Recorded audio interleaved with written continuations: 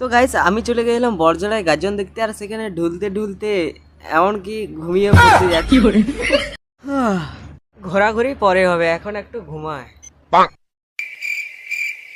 আর ঘুমাতে ঘুমাতে কখন যে সালা সকাল হয়ে যাবে সেটা আমি কখনোই ভাবতে পারিনি। তো এখন সকাল হয়ে গেছে। দাঁড়াও দাঁড়াও গাইস, ব্যাপারটা শুরু থেকে। ও মাই গড, এটা একটু বেশি ঠান্ডা। দাঁড়াও গাইস, তোমাদেরকে ব্যাপারটা শুরু থেকে দেখায়।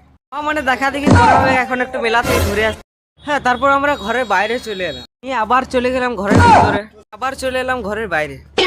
এরকম বাইরের ভিতরে তো আমি প্রতিদিনই করি। তোমরা এই ফেস ওয়াশটা ইউজ করতে পারো, খুব ভালো প্রোডাক্ট। আমরা বাড়ি থেকে বেরিয়েই পড়লাম। তারপর একটা 4 চাকার বদলে 3 চাকার উপরে উঠলাম, দিয়ে ছোট বড় বিল্ডিং দেখতে দেখতে চলে এলাম বড়জোড়া। ফাইনালি আমার প্রথম ভিডিওতে তোমাদেরকে দেখাবো বড়জোড়ার গাজন। ও কাকা, কোন দিকে নিয়ে যাচ্ছে গো? এই মানে আর ওখান থেকে নেমে ভালোবাসার মানুষের সাথে দেখা হয়ে গেল। তারপর আমরা হাঁটতে হাঁটতে চলে গেলাম বড়জোড়া গাজন দেখার উদ্দেশ্যে। গাজন তো একটু পরে দেখবে, আমার একটু ড্রেসটা দেখিলাম কেমন আছে। ড্রেসটাও দেখো আর গাজন মেলার গেটটাও দেখো, দুটোই সুন্দর। এটা দেখলে হবে, একটু করে গাজনটাও দেখো। না মানে একদম ভিড় নেই, ফাঁকা ফাঁকা। না মানে আরেকটু হলে জানটা ছিঁড়ে বেরোয় যেত, যে আমি বলছি ফাঁকা।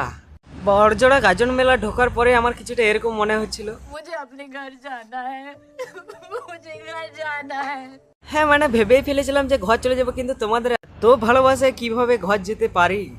না মানে ঘর না যেতে পারলেও একটু ফাঁকা জায়গা দিক থেকে তো যেতে পারি।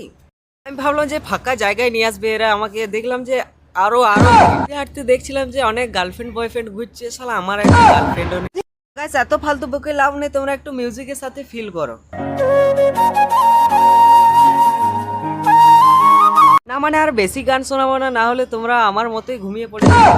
তো তাহলে এখন যাবো আমরা একটা জিএফ এর জন্য ব্যাগ কিনতে। হ্যাঁ হ্যাঁ, এই ব্যাগটা বোধহয় ঠিক আছে। ও মাই গড, আমি তো ভুলে গিয়েছিলাম যে আমার কোনো গার্লফ্রেন্ডই নেই। গাজন মেলায় আমার সাথে কি কি ঘটলো সেটা জানার জন্য পার্ট 2 কমেন্ট করো। Thank you so much.